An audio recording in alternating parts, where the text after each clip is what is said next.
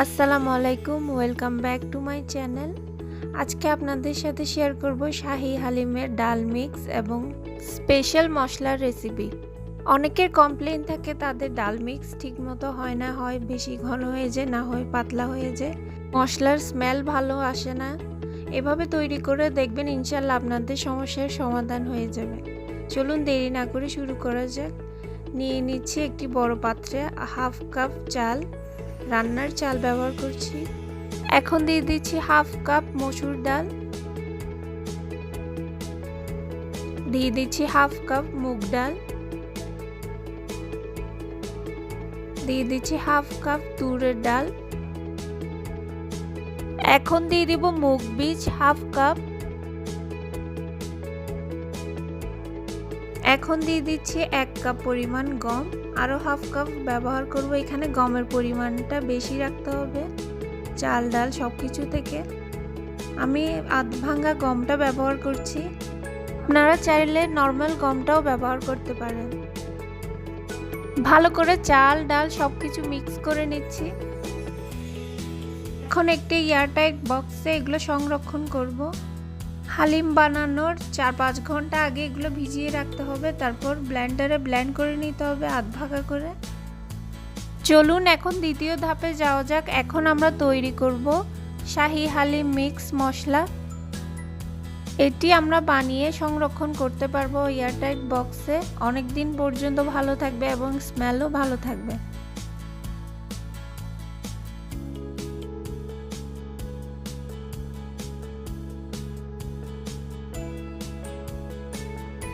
প্রথমে নিয়ে নিচ্ছি 2টি বড় টুকরা দালচিনি এবং আরেকটির অর্ধেক, 2টি জায়ফল,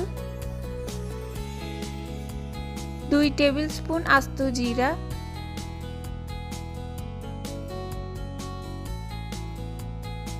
10 থেকে 12টি লং,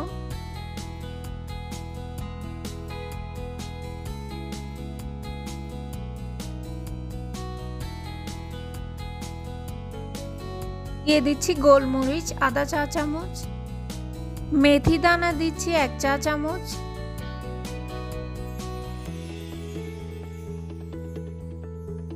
রাঁধুনি ব্যবহার করছি আধা চা চামচ। এটি আধা চা চামচই ব্যবহার করতে হবে, না হলে তিতো হয়ে যাবে।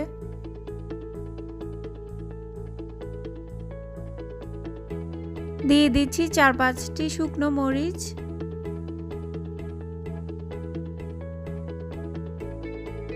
দিয়ে দিচ্ছি 4টি কালো বড় এলাচ,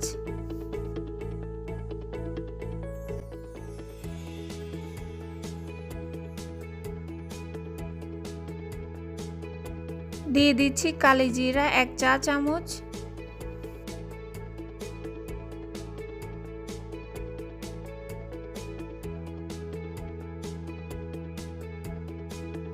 আস্ত ধনে দিয়ে দিচ্ছি 3 টেবিল চামচ,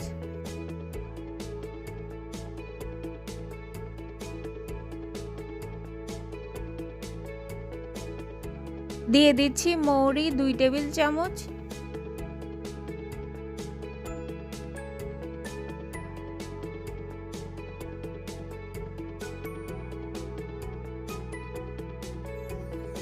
তারা মশলা দিয়ে দিচ্ছি 2টি,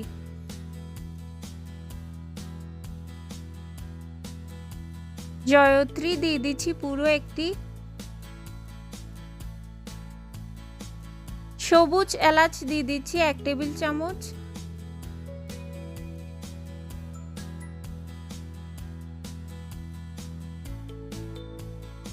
তিনটি তেজপাতা চিড়ে দিয়ে দিচ্ছি,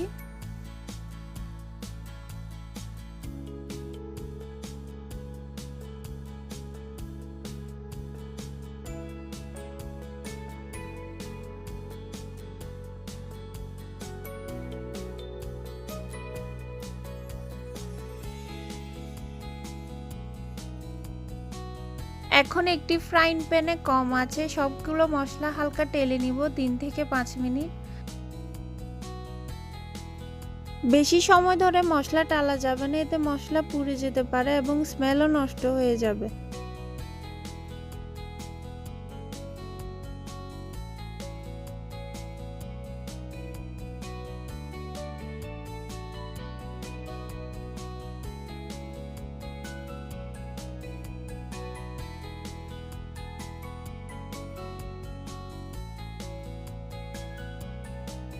মশলাগুলো টেলে নিয়ে এখন হালকা ঠান্ডা করে নিব, তারপর গ্রাইন্ড করে নিতে হবে। একসাথে বেশি দেওয়া যাবে না, অল্প অল্প করে গ্রাইন্ড করে নিতে হবে ভালো করে। আপনারা চাইলে পাটায়ও পিষে নিতে পারবেন।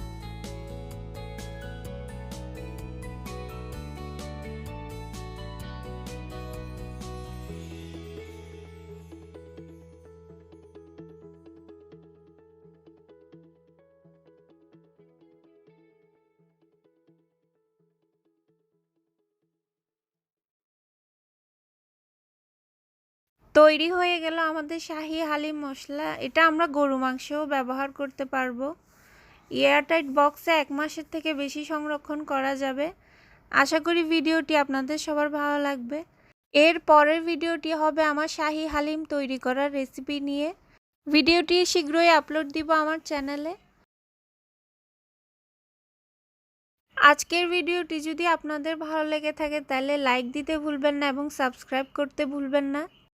আপনাদের কোনো রিকোয়েস্টের ভিডিও থাকলে আমাকে কমেন্ট বক্সে জানাতে পারেন।